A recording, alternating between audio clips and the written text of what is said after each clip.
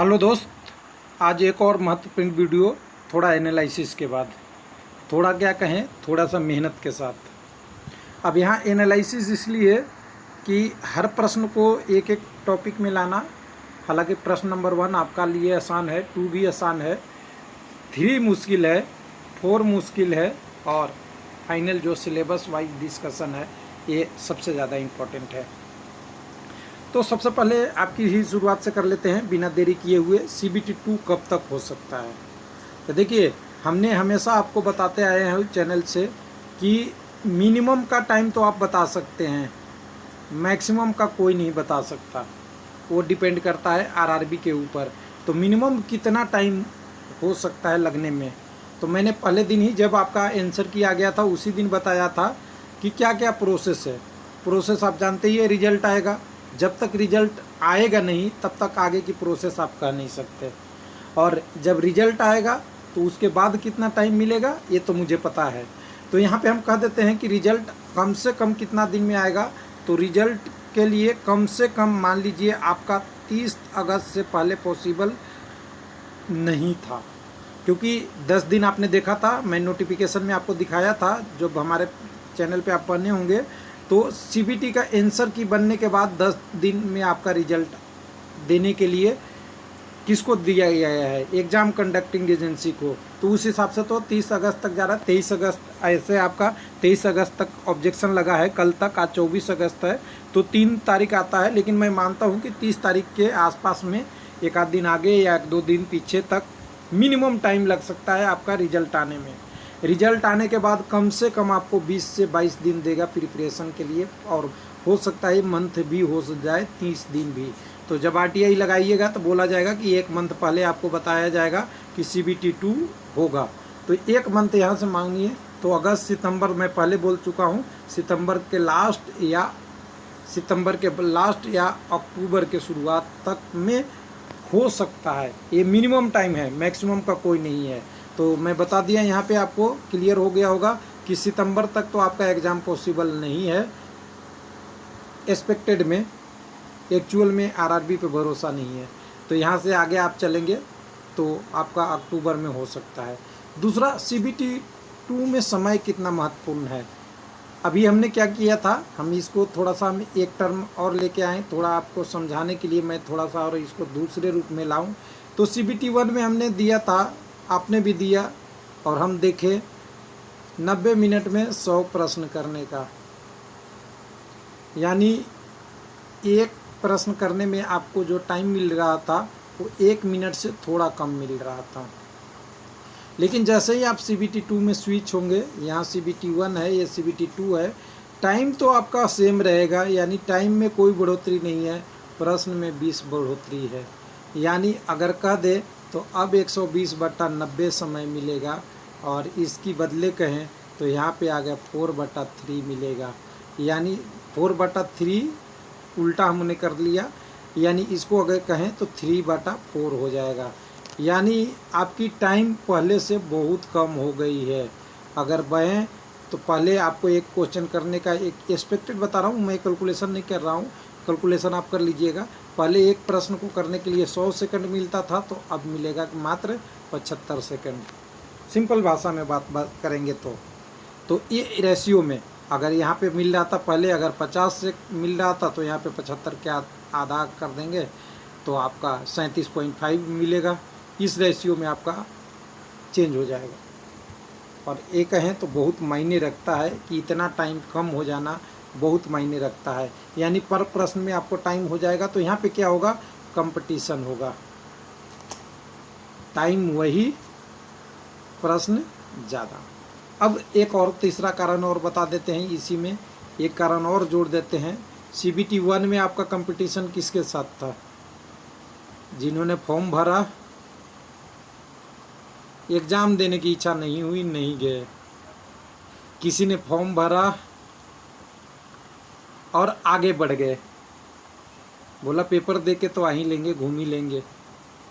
कुछ लोग और भी थे जिन्होंने मेहनत किया, तैयारी किया, और वो परसेंटेज 40 तक होती है मैक्सिमम। 40% लोग कंपटीशन आपसे करते हैं। लेकिन CBT 1 में 40% लोग आपके साथ कंपटीशन, एक्चुअल कंपटीशन है, बाकी तो सब कंपटीशन में है, लेकिन CBT 2 में ये नहीं है। CBT 2 में आपका कंपटीशन 95% है।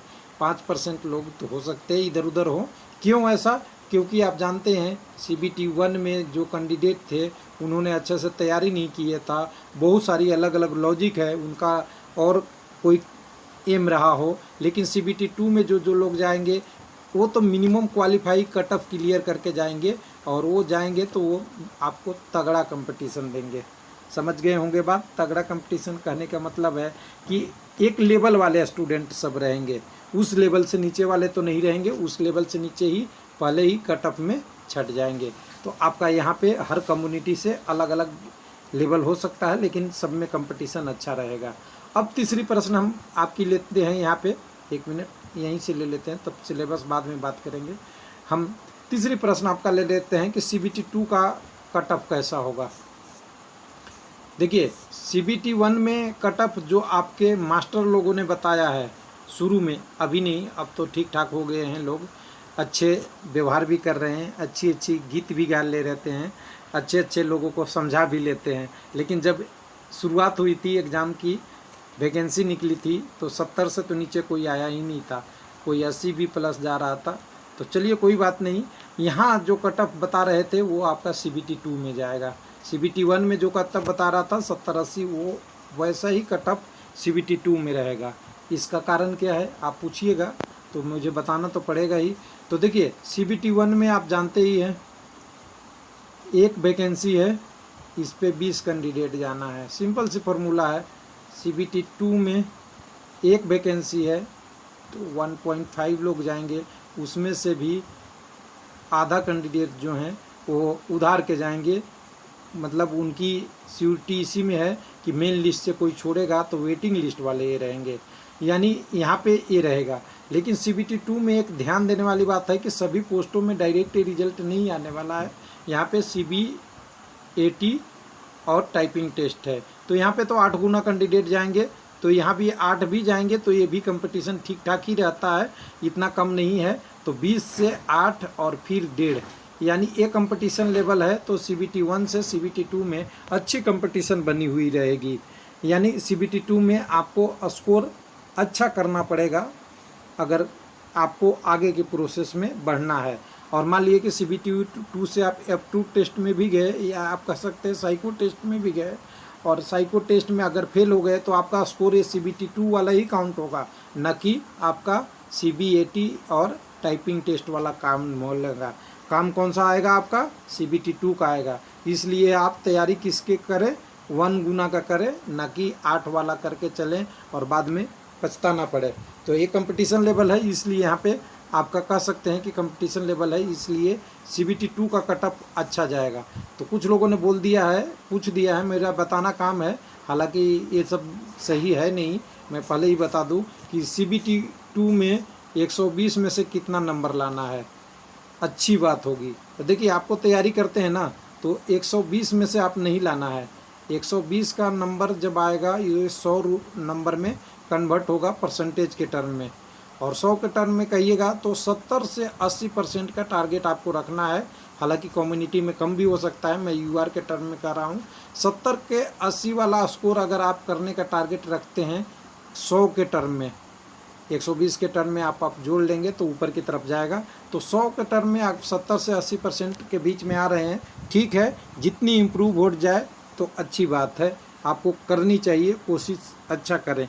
तो 70 से 80, 60 से 70 वाला रेंज में रहिएगा तो कम्युनिटी आपके साथ होनी ज़रूरी है, और वैकेंसी अच्छी होनी चाहिए या ग्रेजुएट पोस्ट हो, तब ये वाला रेंज आएगा। नहीं तो 70 से 80 वाला रेंज इसमें रहेगा CBT 2 में।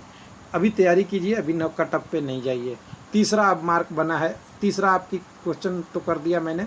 अब हमारे पास चौथे का है कि CBT 2 में कौन कौन से टॉपिक स्पेशल होंगे। अगर मैं कह दूं कि टॉपिक को छोड़ के अगर हम सिलेबस वाइज ही डिस्कशन कर लेंगे तो हमारा ये आ जाएगा, लेकिन पहले वेरी इंपॉर्टेंट टॉपिक को पहले इसलिए कवर करना ज़रूरी है क्योंकि कौन कौन से सब्जेक्ट का नंबर बढ़ रहा है वो बहुत ज़रूरी है। टॉपिक देखिए, 1 मिनट यहीं पे मैं ले लूँ इसी प्रश्न में।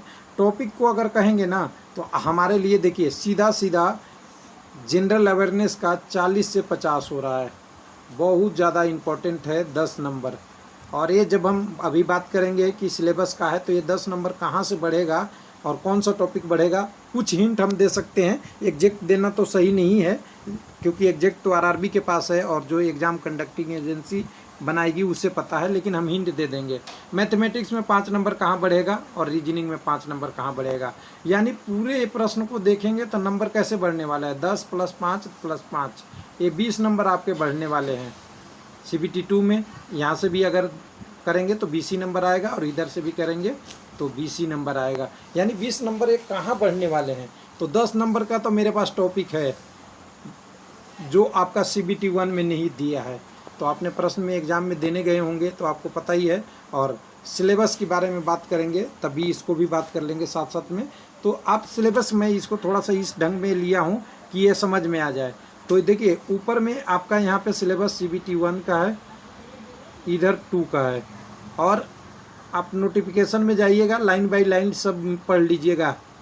आपको एक बिंदी तक डिफरेंस नहीं मिलेगा, 1 दशमलव तक नहीं, ETC भी अलग स्थान पे नहीं मिलेगा, अलजबरा भी नहीं मिलेगा, यानी CBT 1 की सिलेबस CBT 2 के सिलेबस एक जैसा है। लेकिन ध्यान देने वाली बात है, इसमें छुपा हुआ क्या है। तो छुपा हुआ ये है कि CBT 1 में बहुत से सारे टॉपिक से आपको प्रश्न या तो कम पूछे गए थे या नहीं पूछे गए थे, वो CBT 2 में पूछा जाएगा, वो छोड़ा हुआ है आपके लिए CBT 2 के लिए। और ये मेरा एनालिसिस है, इसीलिए मैं बता रहा हूँ कि ये कौन कौन से टॉपिक है वो बता दूंगा मैं। तो चलिए ये बताने के लिए हमें चलना पड़ेगा सिलेबस के थोड़ा सा बड़ा पार्ट में। अभी हमने आपसे बात किया था कि हिस्ट्री हमारा है, 1 मिनट मैं इसको ला लूँ एक बार आपके लिए। मैंने अभी बोला था कि आपका नंबर किस में 10 नंबर बढ़ रहा है, जनरल अवेयरनेस की, तो यही हमारा सिलेबस का भी टॉपिक था। 1 मिनट मैं दिखा दूं यहाँ पे कि कौन कौन से वेरी इंपॉर्टेंट टॉपिक है सब्जेक्ट वाइज और सिलेबस वाइज। तो देखिए 50 नंबर GA का होगा, 35 नंबर मैथ का और रीजनिंग का 35 नंबर। तो हम पहले GA वाला कवर करा के अब बता देते हैं कि कौन सा होगा। तो देखिए सिलेबस में हमें कोई अंतर नहीं पड़ता कि आपका CBT 1 का सिलेबस देख रहा हूँ या 2 का देख रहा हूँ, दोनों का देखिए, ये 1 का है ये 2 का है, दोनों देखिएगा आपको सेम मिलेगा, तो आप कहीं से भी देख लीजिएगा। तो मैं जनरल अवेयरनेस की टॉपिक पे आता हूँ कि 10 नंबर कहाँ से ज़्यादा क्वेश्चन पूछेंगे, मैं यहाँ पे बता देता हूँ आपका। सबसे पहले आ जाइए, एक लाइन पूरी सारी चीज़ छोड़ के पहले वाले जो पूछ रहे थे वो पूछा जाएगा। पहला टॉपिक है जनरल साइंस और लाइफ साइंस। ये प्रश्न इसके 2 से 3 प्रश्न इसके बढ़ जाएंगे। इसके प्रश्न आपको कम पूछे गए हैं लेकिन कम पूछे गए हैं। लेकिन एक प्रश्न तो आपके पूछा ही नहीं गया, कौन सा कहिएगा कि ऐसा क्या रह गया। तो देखिए environmental concern issue of India and world large, इस टॉपिक से आपको प्रश्न 3 से 5 तक पूछा जा सकता है। 3 जनरली रहता है, 3 मैं मिनिमम मानता हूँ, तो ये 3 से 5 प्रश्न यहाँ से बढ़ने वाले हैं। और तीसरा जो है कंप्यूटर, बेसिक कंप्यूटर और कंप्यूटर एप्लीकेशन से 2 से 3 प्रश्न यहाँ बढ़ने वाले हैं। तो अगर कहें तो 2 और 3 5 और 2 7 और 1-2 प्रश्न इधर उधर की टॉपिकों से बढ़ेगी। तो ये टॉपिक को आपको बढ़िया से कर लेनी चाहिए। किसका? Environmental concern issue and world large मेरा। और देख लीजिएगा पिछले साल के NTPC का क्वेश्चन और इस बार का basic computer and computer application से प्रश्न पूछे जाएंगे, फौना वगैरह से प्रश्न पूछ जाएंगे, लाइफ साइंस से प्रश्न बढ़ जाएंगे। तो इन टॉपिकों पे आपको स्पेशल फोकस करना है। बाकी तो पूरी सिलेबस आपको पढ़ना ही पढ़ना है। इसके अलावा ये टॉपिक आपके 10 नंबर बढ़ने वाले हैं, इसलिए मैंने हेडलाइट कर दिया है। मेरा एनालिसिस ये है। अब दूसरे टर्म में कहिएगा कि रीजनिंग में क्या बढ़ सकता है। रीजनिंग में भी तो 5 नंबर बढ़ना है। तो रीजनिंग में 5 नंबर कहाँ से बढ़ेगा, मैं उसको भी टॉपिक आपको ला देता हूँ कि रीजनिंग में 1 मिनट इसको मैं एक बार कर दूँ, रीजनिंग के लिए लाऊं। तो रीजनिंग और जनरल इंटेलिजेंस है, इसमें आपको 5 नंबर है, लेकिन एक सिलेबस में मुझे नहीं दिख रहा है NTPC में, मैं पहले उसको आपको क्लियर कर दूँ। एक इसमें कंप्रीहेंशन आता है, कंप्रीहेंशन लिखने में कहते हैं, लेकिन इसमें ध्यान देने वाली बात है कि ये आपकी ग्राफ के साथ भी जोड़ा जा सकता है, आपकी रिलेशनशिप के साथ जोड़ा जा सकता है, एक आपकी जम्बलिंग से भी जोड़ा जा सकता है, वेन डायग्राम से जोड़ा जाता है, होता क्या है कम्प्रीहेंशन में, ध्यान दीजिएगा कि एक पहले आपको प्रश्न बहुत बड़ा सा लिख दिया जाता है, उसमें बहुत बहुत कंडीशन होता है, जैसे A B C D E F है, एक राउंड टेबल में बैठे हैं, किसी का मुंह वेस्ट है, किसी का साउथ है, किसी का वेस्ट है, ई है, सबका नाम अलग अलग बता दिया जाएगा और इनकी टेबल की संख्या बता देगा, बोल देगा कि ए और डी के बीच में कौन बैठा है। तो आपको इसमें से जो डाटा है उसके हिसाब से बताना होता है। और इस पे एक सेट में ना 2 से 3 प्रश्न होते हैं। उसी तरह आपकी डाटा क्या दे दिया जाता है, मैप दे दिया जाएगा, मैप या ग्राफ दे दिया जाता है। तो ग्राफ में क्या होता है, बार चार्ट होता है, बार चार्ट होगा या आपका टेबल वाला होगा या बार चार्ट वाला में भी हो सकता है, कोई भी ग्राफ हो सकता है, किसी टाइप के हो सकता है, पाई चार्ट, बार चार्ट, जो भी हो सकता है, सारे हो सकते हैं। उसमें भी 1 से 2-3 प्रश्न रहते हैं। ये वाला टॉपिक आपका बहुत मजबूत या स्ट्रॉन्ग होनी चाहिए। तीसरा, कंक्लूजन एंड स्टेटमेंट बहुत आपकी अच्छी होनी चाहिए, ध्यान दीजिएगा। Puzzles, Venn diagram, data sufficiency और एक और आ गया, कहाँ से गया कि ये वाला decision making and course action. पहले वाले टॉपिक आएंगे ही आएंगे, लेकिन जो 5 नंबर बढ़ना है ना, इन्हीं सारी टॉपिकों में से बढ़ना है। किसी के में कंक्लूजन स्टेटमेंट के ज़्यादा प्रश्न हो जाएंगे, किसी में ग्राफ के ज़्यादा प्रश्न हो जाएंगे, किसी शिफ्ट की बात करेंगे, किसी में डाटा सफिशिएंसी का हो जाएगा, किसी में वेन डायग्राम का होगा। और वेन डायग्राम में तो 3 से 5 प्रश्न एक ही से पूछ देता है, एक बड़ा सा वेन डायग्राम बनाकर उसी में पूछ देगा आपसे कि एक ऐसा होता है ना, आपने देखा होगा, इसी में त्रिभुज बना दिया, इसी में रेक्टेंगल बना दिए और इसी में एक और कोई आकृति किसी टर्म में आपको बना के कुछ भी बना सकते हैं, उनका कोई पता नहीं रहता। अब सब में संख्या भर दिए, अब इसी से 2-3-4 प्रश्न पूछ देते हैं लगातार। हालांकि आसान होता है, लेकिन टाइम लिमिट के कारण से डिफ़िकल्ट हो जाता है। तो ये सारे प्रश्न से क्या होता है ना, एक प्रश्न गलत हुआ तो 2-3 प्रश्न गलत हो जाते हैं। तो ये वाला ध्यान रखना है कि इसको आप करेंगे तो आप CBT 2 में स्कोर अच्छा कर पाएंगे। मैथ में तो कोई ज़्यादा ऐसा बच्चा नहीं है कि मैथ में 5 नंबर किसके बढ़ेंगे। तो मैं बता दूं, अगर कहें तो इसमें अगर बढ़ने वाला टॉपिक बचता है ना, तो एलिमेंट्री स्टैटिक्स और एलिमेंट्री अलजेब्रा और ज्योमेट्री ट्रिगोनोमेट्री तो पहले भी आया हुआ है। तो एलिमेंट्री अलजेब्रा और एलिमेंट्री स्टैटिक्स के ही 1-2-3 क्वेश्चन बढ़ सकते हैं, 3-4, और बाकी तो और आपका पहले जो पूछा जाता था वो प्रश्न पूछा ही जाएगा। तो NTPC का खासियत हमने पूरा अगर डिटेल में बात किया हो, अगर कोई कैंडिडेट को नहीं समझ में आया हो तो कमेंट्स में बात करें कि CBT 2 में क्या चेंज होगा। CBT 2 में आपकी सिलेबस नहीं चेंज हो रही है, आपका सिलेबस वही है। कुछ टॉपिक हैं जो हाईलाइटेड हैं, उनकी जॉब के हिसाब से है, इन्वायरमेंटल इशू का है, आपका कंप्यूटर से रिलेटेड एप्लीकेशन से है, आपका साइंस वाला टॉपिक है, ये सारे हैं ना, ये आपके बढ़ जाएंगे। और दूसरी जो मेन हमने आपको शुरू में ही बता दिया है कि यहाँ पे बढ़ने वाला है, तो कम समय में ज़्यादा क्वेश्चन करने का स्किल। और पहले कंपटीशन नॉर्मल लोगों से था, अब कंपटीशन आपका क्वालिफाई लोगों से है। बस यही डिफरेंस है और ये मेरा एनालिसिस है। उम्मीद है समझ में आ गया होगा।